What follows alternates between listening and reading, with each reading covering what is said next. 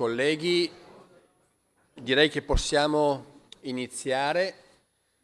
Un saluto a voi tutti qui presenti oggi, ai colleghi consiglieri, ai rappresentanti delle associazioni degli esuli, ai tanti amici che vedo volentieri in questa sede, chi è qui e anche chi ci sta seguendo in diretta streaming.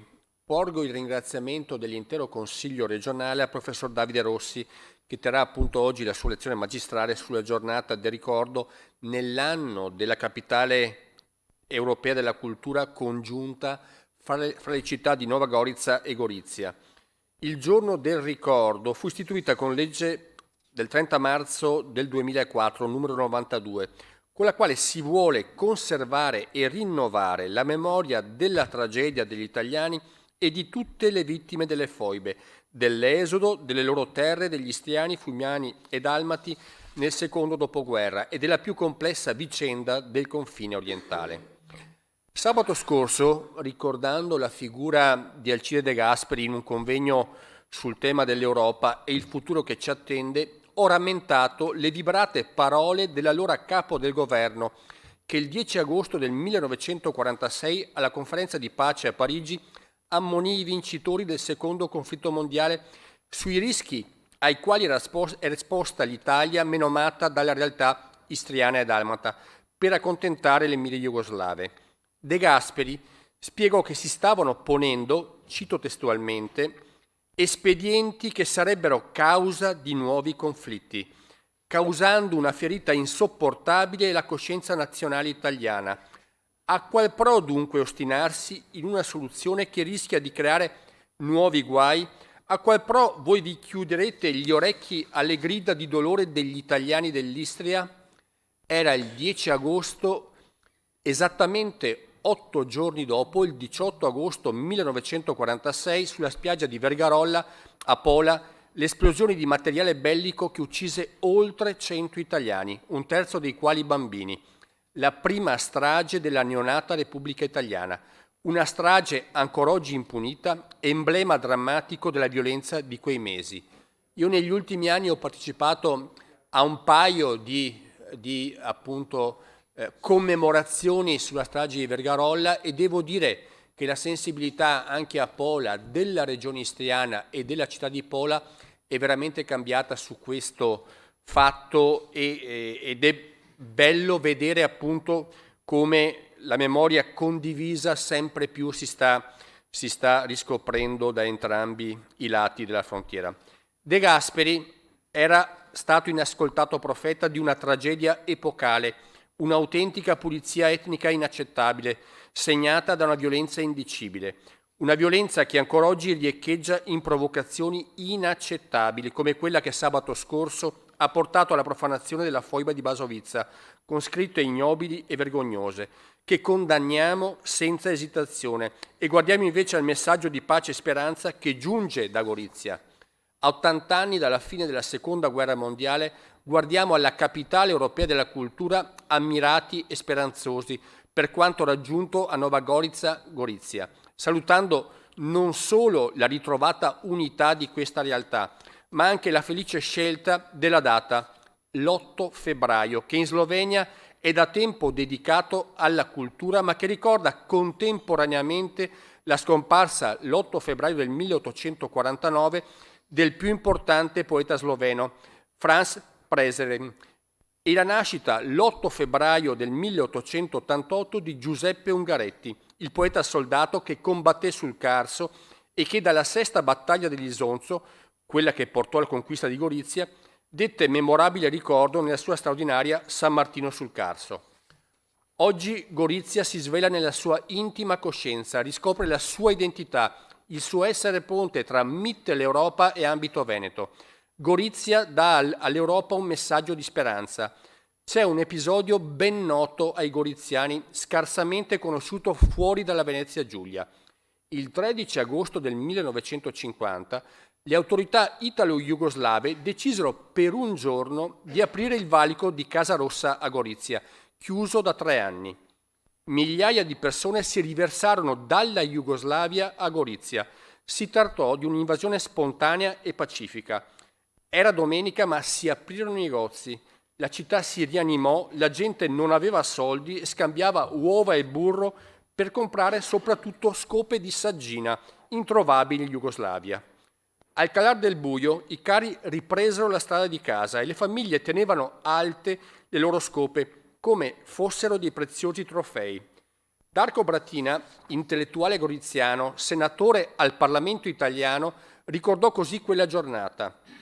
Verso sera, al calar del sole, ritornammo ancora nel centro della città, osservando lunghe file di persone che ordinatamente tornavano a Casa Rossa. Di tanto in tanto dalle file spuntavano delle scope ben tenute sulle spalle, il tutto senza il minimo incidente. Un'immagine eccezionale, una domenica indimenticabile, passata alla cronaca e registrata nella memoria collettiva come la domenica delle scope. Per una giornata almeno il confine fu spazzato e le scope vi apposero una speciale firma simbolica. Questa è descritta appunto un'immagine stupenda, di rara potenza, che ho voluto ricordare perché spiega benissimo l'animo di chi soffrì quella separazione, quella frattura che oggi viene ricomposta. Le frontiere possono dividere gli stati, ma non il cuore e l'animo delle persone. Nella giornata del ricordo noi inviamo il ringraziamento e gli auguri sinceri al sindaco goriziano Rodolfo Ziberna e al suo collega sloveno Samo Turel. Oggi loro sono i simboli dell'Europa voluta dai padri fondatori dell'Unione, non l'Europa delle banche e banchieri, ma l'Europa dei popoli, dei cittadini, delle persone semplici che vogliono guardare al futuro con fiducia e speranza nella civile convivenza, fatta quotidiana di piccole cose e grandi ideali. Ringrazio il professor Rossi non solo per il suo contributo odierno, ma anche lo sforzo che ha posto in questi anni nel tentativo di riconciliare gli animi con lo spirito di pace nell'ambito istriano-dalmata e tra gli esuli, prodigandosi in 1000 iniziative di divulgazione e informazione. E lo ringrazio anche per il lavoro fatto in questi ultimi anni proprio per arrivare ad avere Gorizia, Nova Gorica, capitale europea della cultura. Lui è parte importante nell'organizzazione anche di questa annata. Ci ha insegnato Davide Rossi in questi anni che non bisogna dimenticare il passato perché la conoscenza e il ricordo sono necessari se si vuole costruire il futuro di giustizia e libertà. E io lo ringrazio per questo, anche per come lo ha declinato ieri al Quirinale nella cerimonia ufficiale del Presidente della Repubblica. Concludo così il mio saluto introduttivo ritornando ai versi di Giuseppe Ungaretti e Franz Preseren. In Ungaretti ritroviamo il doloroso ricordo che deve permanere in noi tutti, perché nel cuore nessuna croce manca. E in Franz Preseren l'ideale di libertà e concordia con il suo Brindisi, scritto nel 1844 sotto il dominio austro-ungarico e dal 1991 testo dell'inno sloveno. Evviva tutti i popoli che anelano a vedere il giorno in cui ovunque splende il sole, l'odio e i liti ponga fine e in libertà ognuno vivrà amico del suo vicino. Grazie per l'attenzione. Adesso la parola al professor Davide Rossi per la sua lezione. Prego, professore.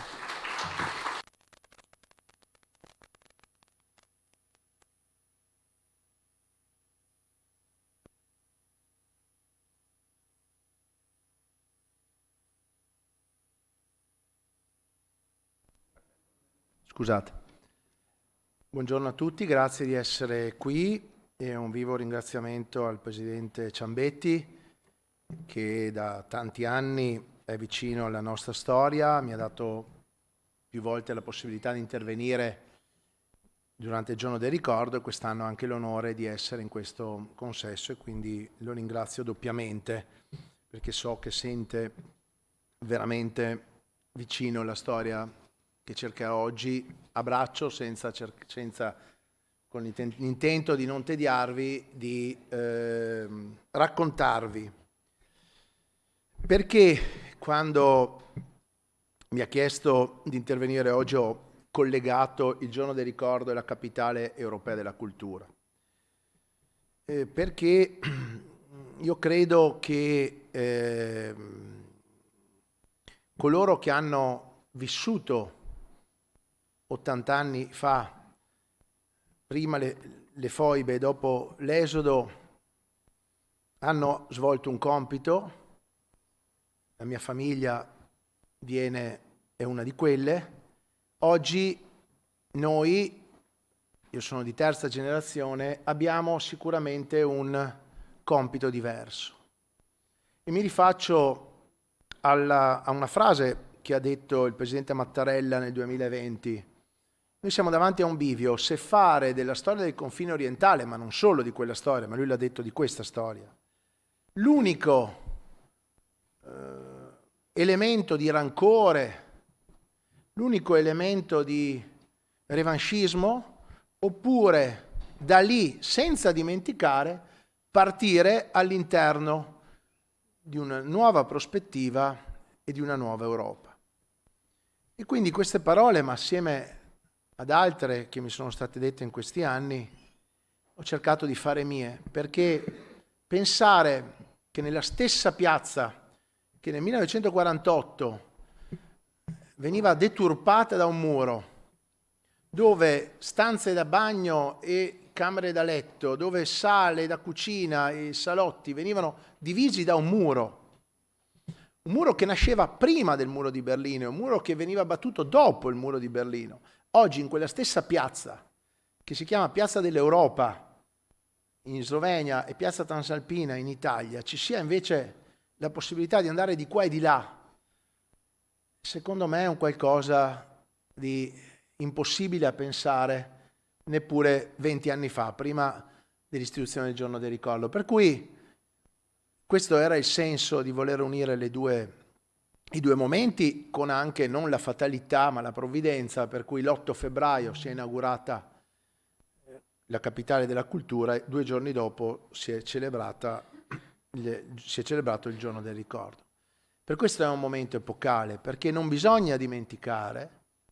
Io non credo nelle storie condivise, ognuno ha le sue storie, anzi, ognuno ha la sua storia, ogni famiglia che è venuto via ha il suo racconto e il suo portato. Ma dobbiamo inevitabilmente leggere in un contesto diverso, anche perché da qualche anno sicuramente, ed è uno dei fili conduttori, 2 saranno un po' le chiavi metodologiche attorno alle quali vorrei farvi riflettere, stanno emergendo elementi sempre nuovi. Uno di questi è che in Slovenia ormai è abbastanza acclarato che nelle foibe presenti in Slovenia siano morti più o meno 100.000 sloveni. In Croazia non abbiamo ancora elementi, ma siamo sui 200.000 infoibati e dopo scendiamo nel resto della pancia della Jugoslavia e per alcuni si arriva quasi a 500.000 di persone. I numeri delle foibe sono sempre stati un problema, prima di tutto per l'epoca in cui è accaduto, quindi non c'erano come oggi tutta una serie di sistemi informatici, ma poi soprattutto perché il 99,99% delle foibe si trovava in terra Jugoslavia, per cui non potevi fare delle ricerche, ovviamente.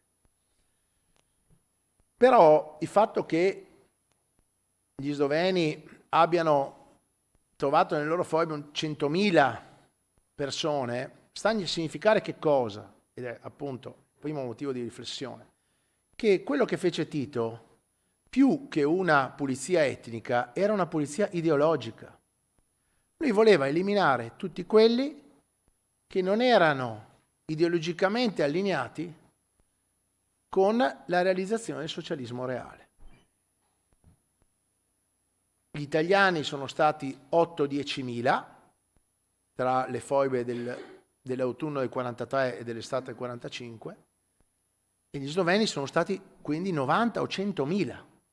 E quindi questo, capite bene, fa paradossalmente avvicinare stati e popoli che hanno vissuto in modi e contesti diversi, e solo oggi lo scopriamo, la stessa tragedia.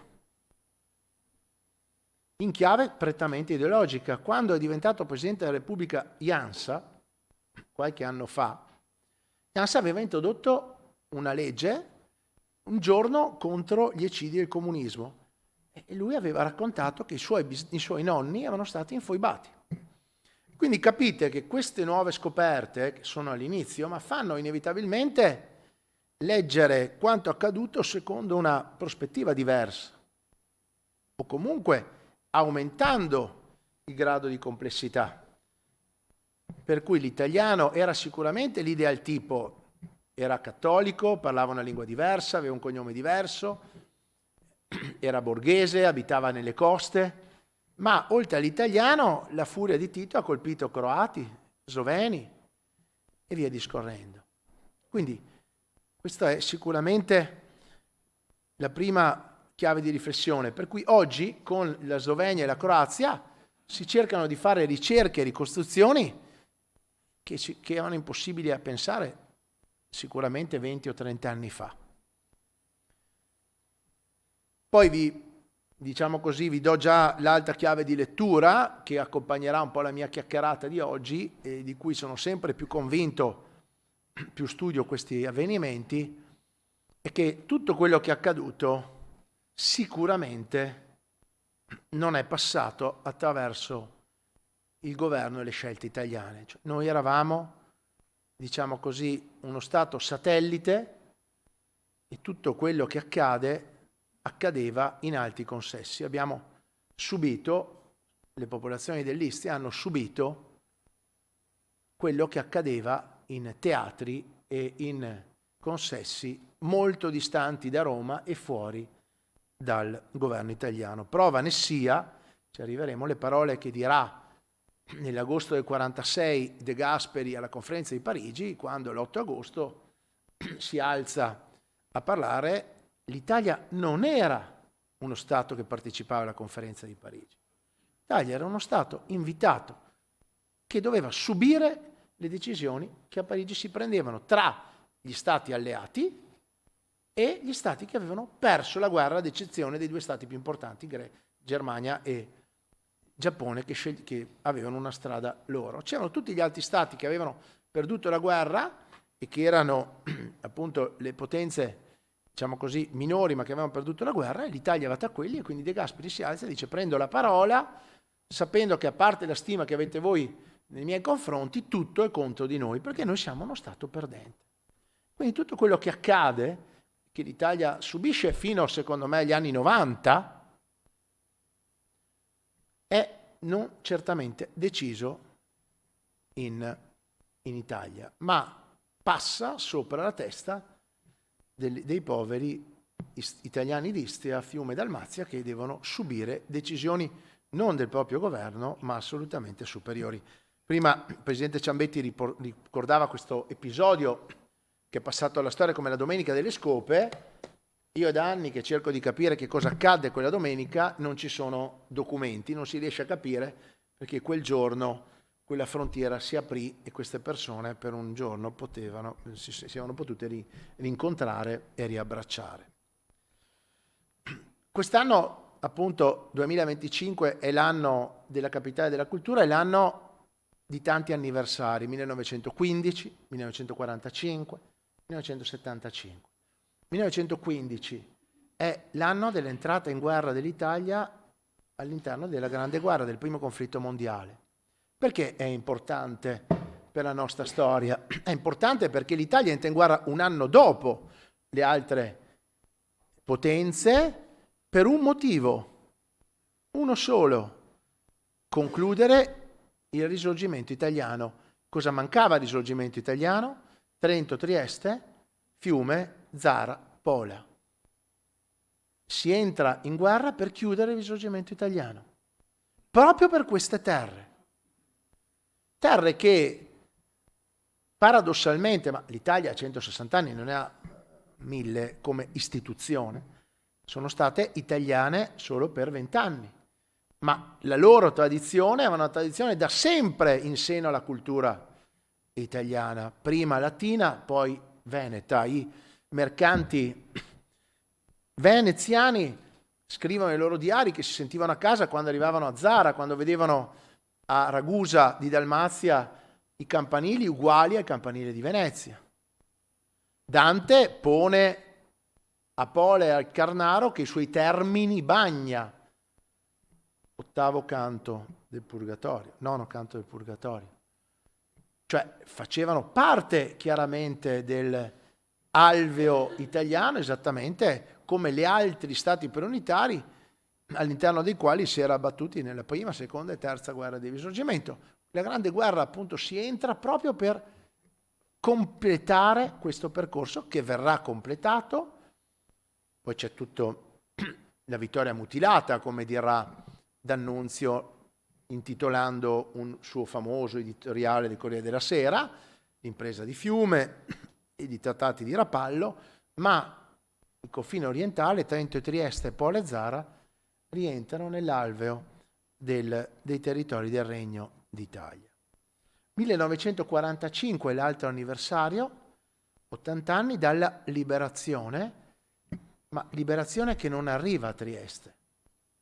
O anzi, meglio, a Trieste arriva, è uscito un pamphlet proprio quest'anno con un titolo secondo me molto efficace, Un'altra liberazione.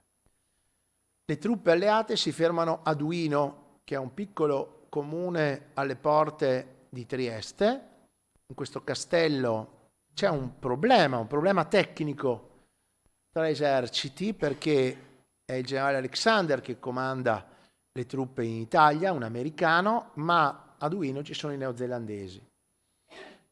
E noi usiamo dire gli alleati, ma gli alleati, che poi sono Unione Sovietica, Inghilterra, Francia, Stati Uniti d'America, le potenze più importanti, ma gli alleati nel 45, nell'aprile del 45, ormai hanno ciascuno una politica estera totalmente diversa. Gli inglesi hanno un'idea, i francesi ne hanno un'altra, gli americani ne hanno un'altra, i russi ne hanno un'altra ancora. E i neozelandesi fanno parte dell'impero inglese. Coloro che escono sconfitti dal secondo conflitto mondiale sono inevitabilmente gli inglesi, che nell'Ottocento, ma per secoli, erano stati il vero impero che aveva gestito le sorti del mondo. Ne escono molto ridimensionati, ma i neozelandesi che facevano parte dell'impero tentennano, non ascoltano quello che gli dicono gli americani, vai a liberare Trieste, proprio perché l'Inghilterra aveva una politica diversa nei confronti di un personaggio che stava da qualche anno nascendo nella pancia dei Balcani. Parliamo di Tito, il maresciallo Tito, che proprio partendo dalla pancia dei Balcani aveva iniziato a costruire dei soldati partigiani che avevano un intento che era quello appunto di realizzare una pan-Jugoslavia a socialismo reale. E gli inglesi, Churchill soprattutto, ha con Tito un rapporto molto più stretto. Catapulta il suo figlio, di cui non aveva molta stima, ma lo manda in Jugoslavia per cercare di capire, di avere rapporti. Uno degli ambasciatori più importanti in Inghilterra, di cui si dice dopo prenderà Fleming spunto per 007, era proprio un ambasciatore di fiducia di Churchill, che era stato anche lui mandato in Jugoslavia. Quindi questo rapporto molto stretto, tale per cui decidono gli alleati di bombardare Zara, che viene letteralmente distrutta tra la fine del 43 e nel 44, la seconda città più bombardata d'Europa dopo Dresda, ma strategicamente non era assolutamente così importante dal punto di vista geopolitico, e quindi si è sempre ipotizzato che fosse una sorta di regalo a Tito per eliminare una delle due enclave più potenti dal punto di vista della presenza dell'italianità. L'altra era Pola, ma Pola era molto più su. Quindi Zara viene letteralmente annientata. Se voi oggi andate, vedete delle piantine, delle carte geografiche, io sono andato quest'estate ancora, il 96-97% della città era stata totalmente distrutta, no? Vuol dire tutta la città. Ebbene, questo probabilmente è per questo feeling che aveva Churchill con Tito. Per cui le truppe tentennano, c'è una diversa interpretazione degli ordini militari, Tito, che stava puntando verso Lubiana, capisce, percepisce questa situazione e fa una vera e propria torsione con il suo esercito e libera Trieste. Libera Trieste il 1° maggio. Il problema è che la libera diversamente da come era stata liberata Bologna, Milano o Torino. Il 3 di maggio alla caserma Campomarzio viene chiesto a un reggimento di finanzieri che era appena arrivato in città per gestire l'ordine pubblico, finanzieri giovanissimi arrivati da Meridione, dal resto dell'Italia, vengono tutti e 100 portati sul Carso, seviziati e infoibati a Basovizza. Questo 3 giorni dopo l'arrivo di Tito. Come si moriva in foiba, probabilmente lo avete già sentito raccontare.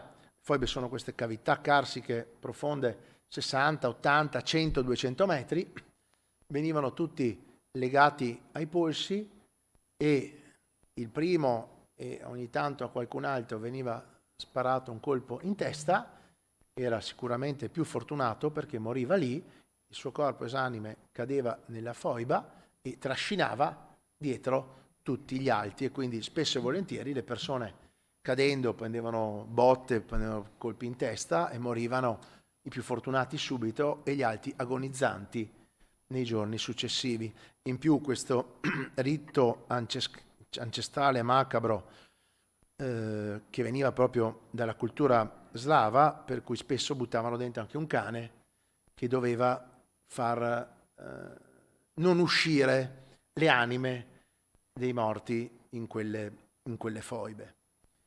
E in alcune foibe, addirittura a Morrupino, arrivava un treno e gettavano giù le persone direttamente dal treno. E quindi capite la difficoltà numerica.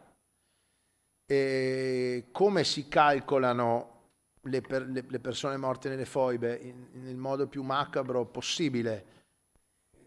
Si prende il volume delle ossa medie di una persona, si vede quante ossa, l'età delle ossa in una foiba, si fa una sorta di volume, si dice lì possono esserci 200-300 cadaveri, quindi si ricostruisce attraverso il quantitativo di ossa presente e il volume di quelle ossa il numero di persone cadute in quelle foibe. Basovizza è oggi monumento nazionale che è stato, come diceva prima il Presidente, deturpato qualche giorno fa, e monumento nazionale su decreto del Presidente Cossiga, che però paradossalmente non vi fa capire bene se andate che cos'è una foiba, perché c'è una lapide giustamente, ma non vi fa percepire ciò che è sotto, cioè la foiba è questa voragine incredibile da cui bisogna anche stare attento, ce ne sono vari sul Carso, ad avvicinarsi perché si rischia di inevitabilmente cadere giù. Questo è stato il benvenuto che i titini danno a Trieste il 3 giorni dopo con questi 100 giovani finanzieri che muoiono, ed è il motivo per cui, se voi andate a vedere il Museo dei Finanzieri a Roma, una delle parti più significative è proprio dedicata a questi giovani ragazzi morti il 3 di maggio del 45. E da lì i 40 giorni di Trieste fino al 12 di giugno, dove Trieste vive quello che dopo vivrà il resto dell'Istria, cioè l'eliminazione di tutti coloro che non erano confacenti al modello di società che Tito voleva imporre. E nel maggio del 45 quelli che sono eliminati non sono i fascisti ormai da tempo sono gli unici e pochi irriducibili rimasti della Repubblica Sociale, fanno fuori chi? I rappresentanti del Comitato di Liberazione Nazionale, i partigiani bianchi, pensate a Osoppo e a Porzius, che non è così distante, a tutti quei soggetti che scrivevano, che chiamavano a Roma i loro referenti dicendo: ma attenzione, guardate che qui sta succedendo qualcosa di terribile, di terrificante, di diverso dal resto dell'Italia, perché qui abbiamo tutti paura, qui dobbiamo scappare. Questa situazione arriva appunto fino alla metà quasi di giugno, fin quando gli americani capiscono che la situazione sta veramente degenerando e arrivano a Trieste, liberano finalmente Trieste, il disegno di Tito era quello di arrivare fino al tagliamento. Tito è costretto a arretrare e quello che aveva fatto a Trieste nel giugno farà nell'estate stessa in Istria, dove appunto la sua ferocia si scatenerà contro chi? Contro tutti quelli che erano tendenzialmente italiani e avevano determinati ruoli, medici, insegnanti, rappresentanti delle poste, del pubblico inteso in senso ampio, sacerdoti, tutti quelli che appunto non erano allineati al suo disegno politico. Attenzione, questo non significa che non ci sia stato un fascismo di confine, anzi, il fascismo di confine è stato durissimo. Il nazionalismo del fascismo ha voluto in quelle aree eliminare tutto ciò che era diverso dalla cultura italiana, modificando i cognomi, imponendo restrizioni nei confronti della lingua. Ma quello che era accaduto prima era stato sfogato in quelle che erano le foibe del settembre-ottobre 43, dove lì, come nel resto dell'Italia, caduto un regime dopo prima il 25 luglio e dopo l'8 settembre, si era iniziata un'attività chiaramente di vendetta nei confronti di quello che aveva fatto un'Ungheria, di quelli che... ma erano situazioni di piccoli paesi, anche private. Lì chiaramente molto di più che in altre aree d'Italia, proprio per questo fascismo molto più cruento. Quello che invece accade nel 45 è diverso. Ormai il nemico è il socialista, il nemico è il cattolico, il nemico sono tutti quelli che appunto non corrispondono alla realizzazione di un mondo diverso da quello che Tito voleva. Ecco, su questo vorrei appunto che si facesse chiarezza, perché nessuno vuole nascondere quello che è stato il fascismo e quello che i totalitarismi hanno fatto in quelle aree geografiche, ma quello che dopo fa Tito è una cosa totalmente diversa. Le foibe del 43 riguardano 800.000 persone e lì sicuramente appunto sono rivendicazioni, si va alla ricerca del podestà, si va alla ricerca del soggetto che magari aveva determinati ruoli politici. Nel 45 invece la situazione è totalmente diversa. Ciò non significa che nel 43 non siano state colpite innocenti. Norma Cossetto, che è diventata l'emblema delle infoibate, viene infoibata appunto il 4 ottobre del 43, la cui unica colpa era di essere figlia del podestà del suo paese. Quindi non è che... Però era per specificarvi che sono proprio due momenti storici diversi. Quasi a significare, se ci pensate, una vera e propria distanza dal confine orientale col resto dell'Italia. 8 settembre 43, 25 aprile 45. Le foibe accadono ottobre del 43, estate del 45. Cioè c'è una vera e propria diversificazione tra quello che è il confine orientale e quello che è il resto dell'Italia. Però nell'estate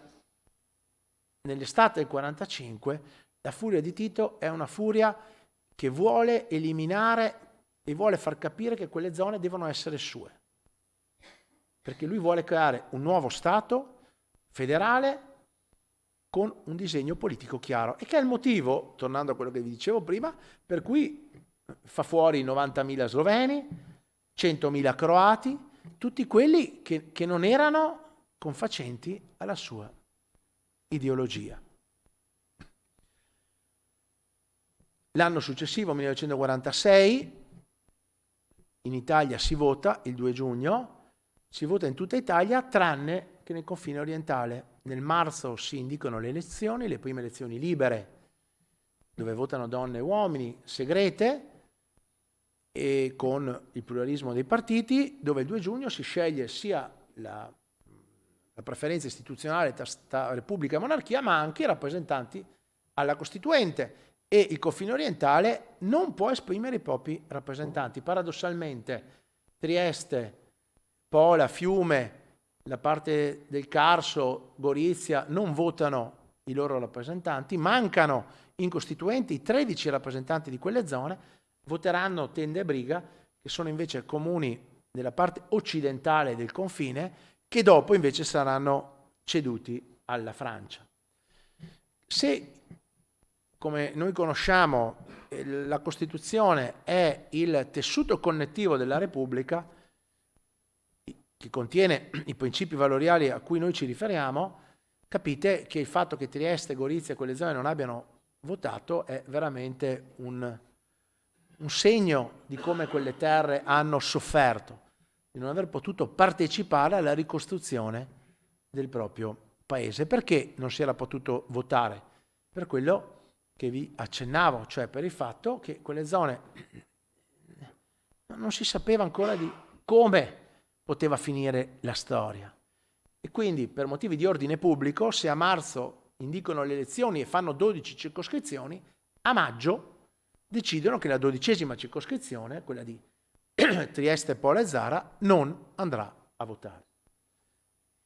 L'estate del 46, che è molto complicata, il governo italiano decide di far passare il Giro d'Italia per quelle zone. La tappa Rovigo-Trieste passa proprio per quelle zone. Perché? Proprio perché bisogna insistere sull'italianità di quelle zone.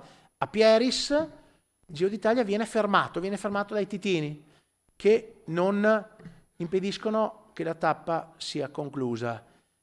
Quella volta era il Giro d'Italia di Bartali, di Coppi, era un momento di ricostruzione della nazione.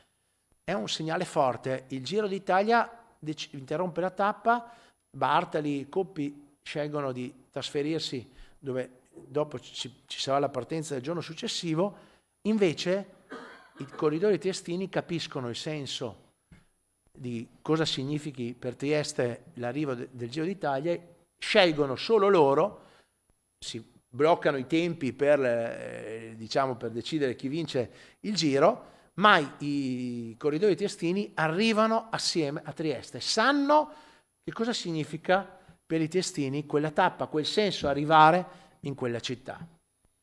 Quella è l'estate in cui iniziano i lavori alla conferenza di pace. Come vi dicevo, è una conferenza dove l'Italia è un paese uditore, non partecipa, non può dire la propria.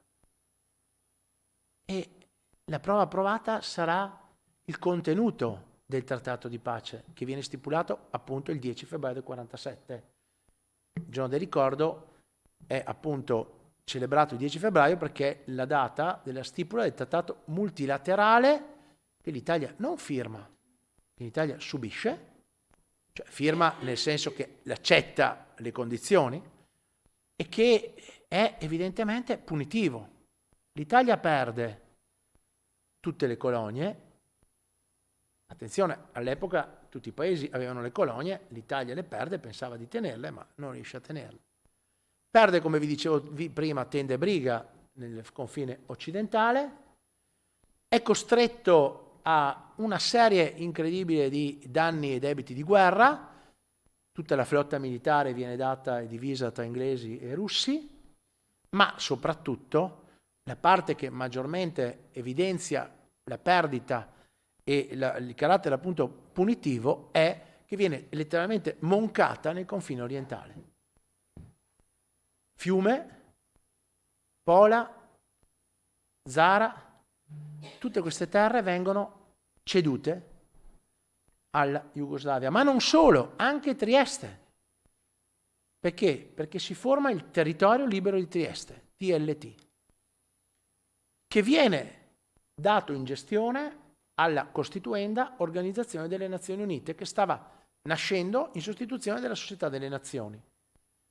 Ebbene, si dice che questo territorio libero di Trieste doveva essere gestito dall'ONU, perché a Trieste c'era un porto franco importante, e quindi tutta quella zona viene lasciata fuori dall'Italia, non attribuita alla Jugoslavia, ma a uno Stato che sarebbe dovuto nascere e gestito dall'ONU.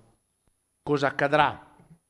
Accadrà che, vi dicevo prima, gli alleati non sono più così alleati e non si mettono d'accordo sul governatore, su colui che avrebbe dovuto governare a Trieste.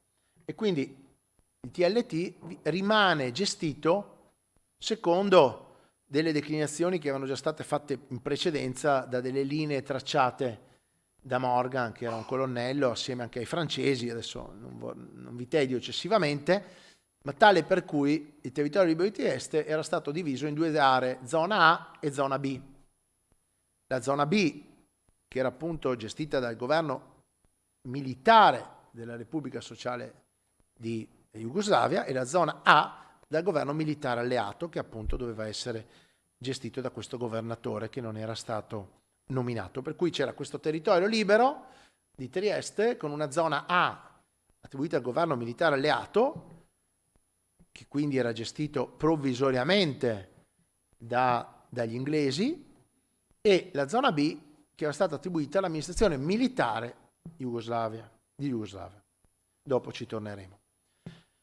Questo trattato, come tutti i trattati, deve essere ratificato da chi? Dall'Assemblea Costituente, dove non c'erano i rappresentanti del confine orientale, ma l'Assemblea Costituente è pienamente cosciente dell'importanza di quel trattato. Pensate che quando aveva iniziato i lavori vengono aperti con il presidente provvisorio, il più anziano, che dice: noi siamo qui, ma consapevolmente fieri del fatto che anche le nostre regioni di Istria, Fiume e Dalmazia sono col cuore con noi, anche se non sono qui fisicamente rappresentati. Perché?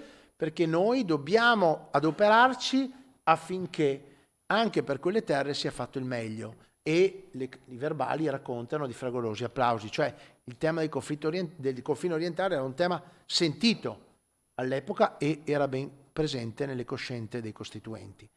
Quando il trattato arriva in Assemblea Costituente, sono i grandi padri della patria, i vecchi liberali, Croce, Nitti, Sforza, cioè non certamente i personaggi delle rappresentanze politiche, ma veramente anche quelli che, e questo a significare che cosa? Perché insisto su questo?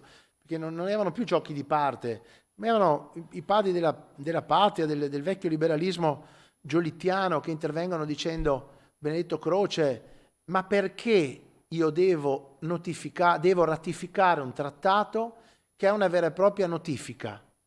Tanto io, sia che quel trattato lo voti, sia che non lo voti, comunque i suoi effetti arriveranno. Perché io devo umiliarmi a votare un qualcosa che ci è stato semplicemente notificato come se noi non contassimo nulla? Questo a farvi un po' percepire il clima. Qual era il problema? Il problema è che quella stessa estate 47, De Gasperi vola in America e deve trattare il piano Marshall per fare ripartire l'Italia. E una delle specifiche che gli viene posto è che il trattato deve essere ratificato non per il suo valore giuridico, ma per un valore politico, cioè l'Italia accetta quel contenuto. E quindi ci sono nella Commissione Trattati Internazionali due, come non devo spiegarlo a voi, due mozioni di maggioranza e di minoranze, ma entrambe concludono col fatto che il trattato deve essere ratificato. Si arriverà a una ratifica il 31 luglio del 47, una ratifica dove, a parte pochi contrari e astenuti, ma il trattato passa. Passa appunto perché per esigenze di realpolitik bisognava comunque ratificarlo per le ragioni che vi ho detto, ma appunto con questi forti strali, con questi verbali che ci ricordano soprattutto quei personaggi che meno avevano a che fare con le decisioni politiche, che ricordano all'Italia l'ingiustizia di quel trattato. Anche De Nicola, che era presidente provvisorio all'epoca, capo dello Stato provvisorio, monarchico, anche lui liberale, è molto reticente nei confronti della firma del trattato. Quando il 15 settembre apporrà la firma sarà uno dei motivi per cui di lì a poco si dimetterà. Comunque nel settembre del 47 il trattato entra in pieno titolo nell'ordinamento italiano e quindi l'Italia deve sottostare a queste decisioni. Il tema del confine orientale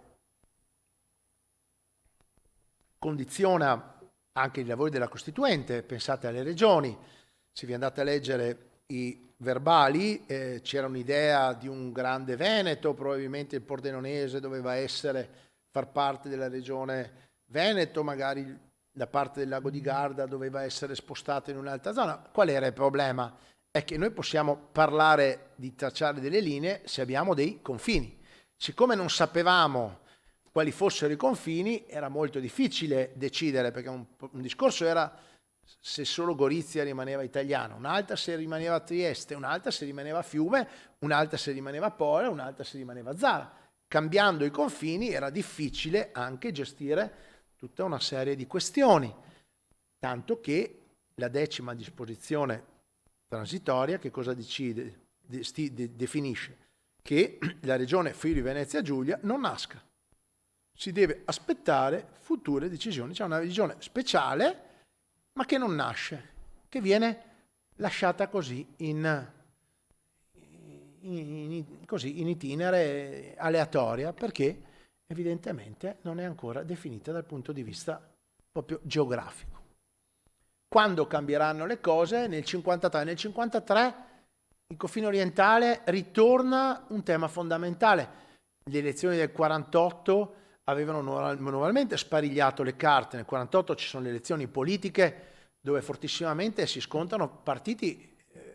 Oggi si fa più fatica a spiegare ai ragazzi soprattutto la potenza delle ideologie dell'epoca e lo scontro ideologico che c'era. Erano elezioni importanti perché bisognava capire se l'Italia, a prescindere dagli accordi internazionali, decideva di stare nel blocco occidentale o nel blocco orientale. Ecco, dopo quelle elezioni il clima si acquieta, ma il problema del confine orientale torna vivissimamente alla ribalta nel 53, perché nel 53 accadono due fattori molto importanti. Il primo è la morte di Stalin. Stalin era stato uno statista che interviene, statista non in senso positivo o negativo, ma in senso tecnico, in senso scientifico, aveva fatto i suoi interessi evidentemente, non quelli né dell'Italia né comunque non ci porterebbe lontano, ma volevo specificare come avevo usato questo termine. Stalin muore e esce uno dei protagonisti di quegli accordi, e questo crea che cosa? Crea delle disfunzioni nei rapporti, perché Tito, che aveva già dal 48 dei forti problemi con Stalin, ha sicuramente ancor più libertà di movimento all'interno del blocco orientale. Questa sua libertà di movimento che cosa crea? Crea un avvicinamento al blocco occidentale, lo pone in una sorta di ago della bilancia. Stati Uniti, soprattutto Inghilterra ancora di più, fanno la corte a Tito. Perché? Perché sperano in quel modo di minare quello che era il blocco orientale. L'altro fattore importante è interno. Dopo 8 governi cade De Gasperi. E De Gasperi aveva governato ininterrottamente l'Italia dal 1945 con 8 governi, ma era sempre lui. Questo ve lo dico perché, anche qua non devo spiegarlo a voi, ma capite che nelle istituzioni i rapporti tra le persone contano. Cioè, nei consessi internazionali avevano sempre visto De Gasperi. Quando De Gasperi con Schuman creano l'Europa, creano perché c'erano rapporti umani anche, no? Quindi il fatto di venir meno di 2 persone che erano state così protagoniste crea tutta una serie di disfunzioni. La Democrazia Cristiana indica come successore di De Gasperi Pella. Pella è un economista, un piemontese, una figura di secondo piano nel panorama politico dell'epoca, probabilmente viene indicato proprio dalla corrente degasperiana per bruciarlo, diremmo noi oggi. Mettiamo lì qualcuno che conta poco. Voi fate conto che stiamo già parlando di 8 governi. La storia d'Italia, dal primo governo Cavour fino a quella che noi chiamiamo Seconda Repubblica, è costituita da governi deboli e che durano poco. quindi non era un qualcosa di nuovo avere governi deboli che duravano poco, era un tratto identificativo del sistema istituzionale italiano. Quindi immagino che possano aver messo Pella proprio per indicare un soggetto che, diciamo così, non aveva una forte caratura politica. Pella, proprio nell'estate del 53, invece, subito si attiva per la questione di Trieste. Dice che bisogna muoversi perché a Trieste non era mai stato nominato questo governatore e quindi bisogna sciogliere la questione di Trieste. Nel 53 è l'unico momento della storia repubblicana in cui l'Italia veramente è arrivata ad essere lì per un nuovo conflitto. Le truppe vengono attivate, da Venezia in su sono tutti pronti per entrare in azione, la stessa cosa fa Tito. Si arriva nel novembre del 53 con una enorme celebrazione all'altare a Ronchi, dove, scusate, ma ogni volta, a Re di Puglia, dove 350.000 italiani partecipano per far sentire la vicinanza dell'Italia a Trieste. Abbiamo le giornate di Trieste con 6 e dopo diventano 7 italiani che muoiono negli scontri che non vedono protagonisti italiani e jugoslavi, scontri che riguardano italiani e gli inglesi. Sono gli inglesi che uccidono quei 7 italiani che erano scesi in piazza per rivendicare l'italianità di Trieste. Gli inglesi che gestivano l'ordine pubblico a un certo punto non riescono più a gestirlo e iniziano a sparare a altezza uomo. In 2 giorni muoiono 6-7 persone e centinaia di feriti. Il numero non si sa di preciso perché evidentemente moltissimi avevano preferito curarsi in casa piuttosto che andare in ospedale ed essere identificati. Durante i funerali tutta la città si riversa per strada, questi accadimenti scuotono le coscienze, iniziano queste trattative segrete tra soprattutto inglesi e americani per sciogliere il nodo di Trieste.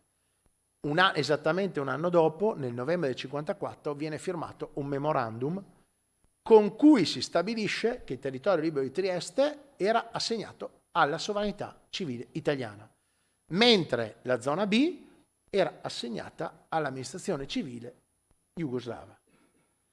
Solo nel 54 Trieste torna sotto la sovranità italiana con una enorme manifestazione popolare nel novembre del 54, in una giornata uggiosa, dove arriva la fregata davanti alla piazza dell'Unità e centinaia e centinaia di migliaia di italiani riempiono tutta Trieste in quella che Sergio Romano ha definita l'ultimo afflato risorgimentale italiano. Capite però che, chiusa la questione di Trieste, rimane aperta la questione della zona B, perché Trieste e l'Italia, comunque soprattutto gli esuli, volevano e speravano che anche quelle terre che avevano dovuto abbandonare potesse ancora sperare, confidavano ancora in un loro ritorno all'Italia. Scusate, ma è una settimana che non faccio altro che parlare. E si arriverà, altro anniversario, 1975. Il Ministero del Commercio Estero, non il Ministero degli Esteri, applicando una norma del memorandum di Londra che prevedeva accordi economici tra Italia e Jugoslavia, inizia una serie di trattative segrete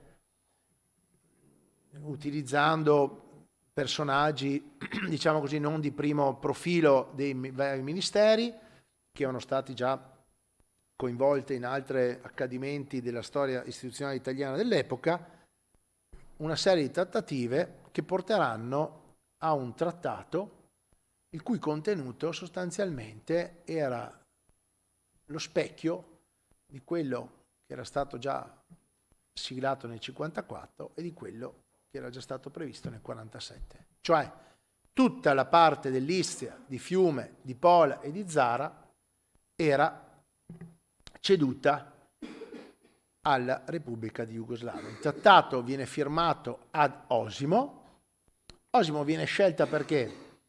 Perché si temono scontri e quindi viene individuata una sede dove da Belgrado si arrivava in maniera molto facile con l'aereo e dopo si potevano gestire i rappresentanti istituzionali in modo abbastanza sicuro. Avevano espropriato una villa della famiglia Leopardi, abbastanza angusta, per cui diciamo l'ordine pubblico poteva essere gestito al meglio. Perché? Perché c'era il timore di forti scontri di piazza, di forti proteste. In verità così non fu, se non a Trieste. A Trieste ci fu un enorme sollevamento popolare che portò alla prima nascita di una lista civica, la lista per Trieste. Primo civismo italiano nasce nel 76 a Trieste. Trieste all'epoca era un centro politico nevralgico. Pannella, Almirante erano tutti consiglieri comunali di Trieste, proprio la cui centralità era proprio dipesa da questi temi di cui parliamo. Nel 1975 viene posto la pietra tombale nei confronti di quello che era il confine orientale. Confine orientale che avrebbe potuto magari vivere una nuova estate quando negli anni 90 scoppiano i conflitti in Jugoslavia. Noi oggi stiamo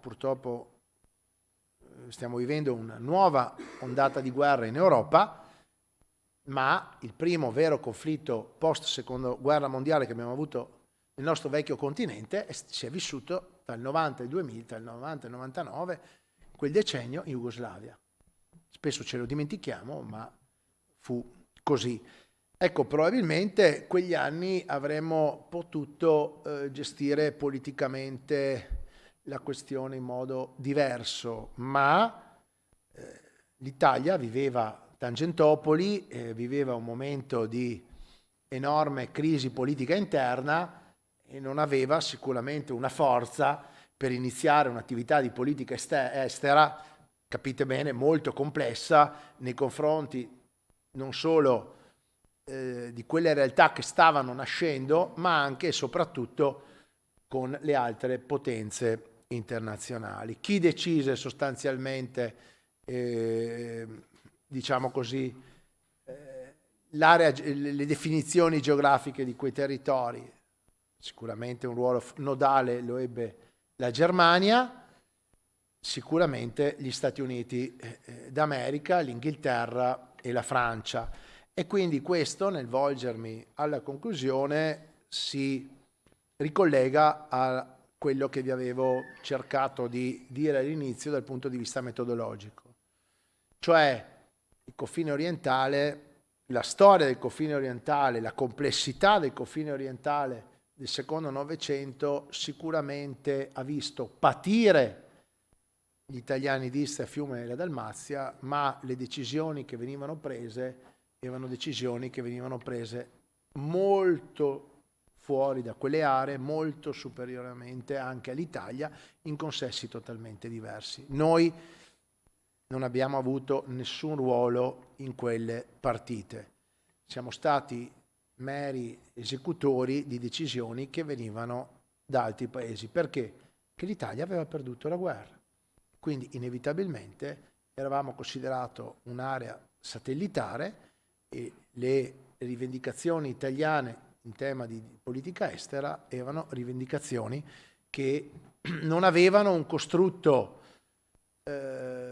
tale, non avevano delle fondamenta tali da poter essere sottese. Questo avviene nel 47, avviene nel 54, dove è vero che c'era stata quella situazione nel 53, ma è altrettanto vero che il memorandum non è firmato da Italia e Jugoslavia, ma è firmato da Inghilterra, Francia e Stati Uniti d'America.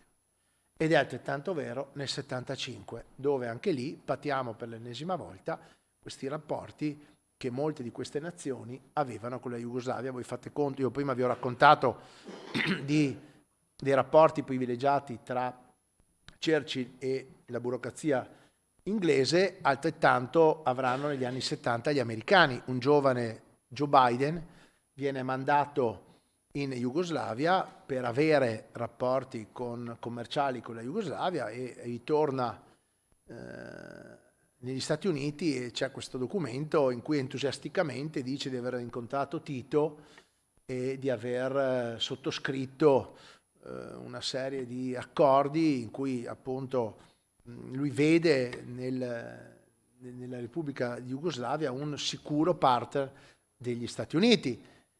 Il presidente Saragat andrà una settimana in tour in Jugoslavia, dove darà quella famosa onorificenza di cui spesso si parla a Tito. Sta una settimana in Jugoslavia e parla dei rapporti che l'Italia deve avere con la Jugoslavia, ma non c'è un accenno che sia uno al tema delle foibe, al tema delle minoranze italiane in quelle aree, non dico alla rivendicazione territoriale, al tema delle minoranze. Quindi quello che accade in quelle aree noi siamo spettatori, a mio avviso, di questioni che sono state gestite in altre aree. E poi, come vi dicevo, appunto il tema di una ideologia titina che non voleva la presenza di tutti coloro che inevitabilmente potevano rappresentare un problema nella costruzione del suo progetto. Io non l'ho citato perché l'aveva già citato prima il presidente Ciambetti, sempre in quella famosa estate del 46, l'estate del Giro d'Italia, l'estate dell'Assemblea Costituente, l'estate della Conferenza di Parigi, c'è appunto la più importante e tragica strage mai avvenuta in epoca repubblicana, che supera per numero di morti anche lo stagismo rosso e nero degli anni 70, Vergarolla, in cui in questa spiaggia muoiono oltre 100 persone, tra ragazzi, molti dei quali, 2/3 dei quali donne e bambini che erano in spiaggia a divertirsi, ma la guerra aveva già finita da 18 mesi. E quindi quella strage fu, a prescindere da chi mise quelle bombe, molto probabilmente poteva essere uno stragismo titino, ma a prescindere da questo, il segnale che rimase indelebilmente scritto nelle menti di tutti gli istriani era che lì non erano evidentemente ben voluti. Dall'estate del 46 l'Istria si svuota di tutti gli italiani, con la nave toscana che parte da Pola e che fa, non solo lei è diventata il simbolo, ma non l'unica, che porta di qua e di là tutti questi italiani che lì avevano ben capito che non sarebbero potuti rimanere, che non avrebbero più potuto parlare la loro lingua, più professare la loro religione, più studiare la loro storia, perché non erano ben voluti. E quindi capite bene che queste due chiavi metodologiche, quelle all'interno delle quali ho cercato così di darvi una pennellata, spero di non avervi tediato troppo, ma di darvi una pennellata di quello che è successo nel secolo breve, nel secolo scorso, con però la speranza, appunto, e qua mi riallaccio alle parole con cui ho voluto iniziare questo nostro ragionamento, per cui oggi nel 2025, ennesimo appunto cifra tonda, con Gorizia e Nova Gorica si possa storicizzare questi avvenimenti, si possa parlarne dal punto di vista storico, in maniera serena, ciascuno con la propria storia, come vi dicevo, ma senza trasformare queste vicende in rivendicazioni o in sofferenze che precludano a un futuro che deve inevitabilmente essere all'interno di un concetto europeo di pace, di Stato di diritto e di democrazia, parlando e dialogando con nazioni come la Repubblica di Slovenia e di Croazia, che non sono più ormai da 20 anni erotti la Jugoslavia di prima, nel tentativo di fare in modo che la storia sia conosciuta anche da quelle persone che non hanno saputo niente di quello che è accaduto. Noi oggi ci troviamo a parlare con non solo la comunità degli italiani slovena e croata, ma anche con sloveni e croati che nulla sanno di quello che è accaduto, e quindi nel tentativo di riuscire a storicizzare, ripeto, e di riuscire ad arrivare il più possibile a più persone e a fare in modo che questi temi però non leghino il futuro delle nuove generazioni, ma che rimangano fermamente all'interno del patrimonio genetico della nostra storia e della nostra cultura. Grazie.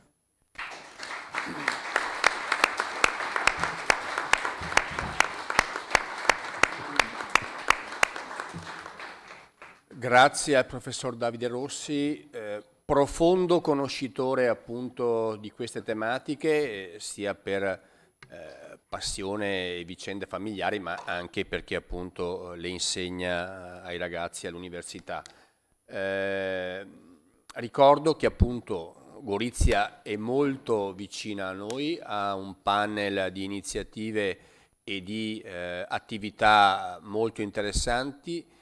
Il Consiglio regionale del Veneto alla volta di settembre-ottobre sarà comunque protagonista e presente a queste attività per le cose che come Regione Veneto abbiamo fatto sia sul confine orientale ma anche in altri ambiti internazionali. Quindi vi consiglio comunque di vedere questo appuntamento come una possibilità per capire come due realtà che fino a 20 anni fa era impensabile potessero collaborare come stanno facendo negli ultimi anni, ma soprattutto lo fanno guardando al futuro per le proprie popolazioni.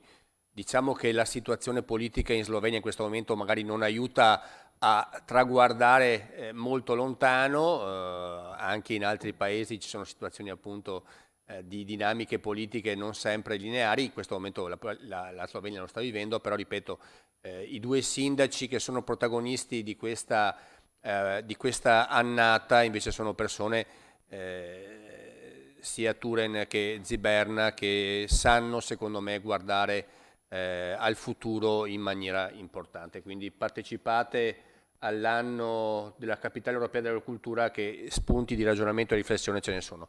Ringrazio ancora il professor Davide Rossi, tutti i rappresentanti dell'Associazione degli Esuli, li ringrazio per la loro presenza qui oggi, ma per tutto il lavoro che fanno normalmente durante l'anno, ma in particolare anche in queste giornate che li vedono impegnati su tantissimi fronti.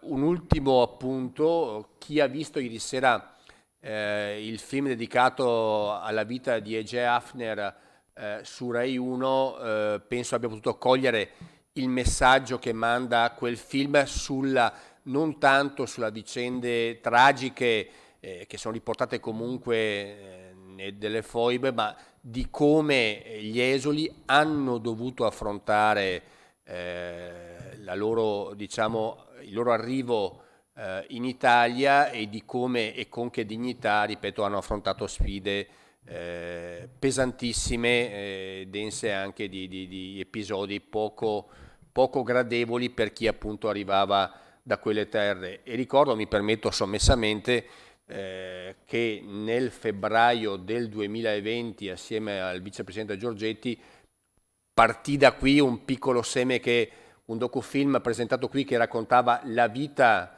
di Ege Hafner, che poi nel tempo, mi permetto di dire, è anche cresciuta dal punto di vista comunicativo, come l'ho vista ieri al Quirinale, diciamo sicura e pronta al podio e ai microfoni, cosa che non avveniva sicuramente nel 2020, quando ha iniziato un po' a diventare un po' il simbolo con quella foto della bambina con la valigia.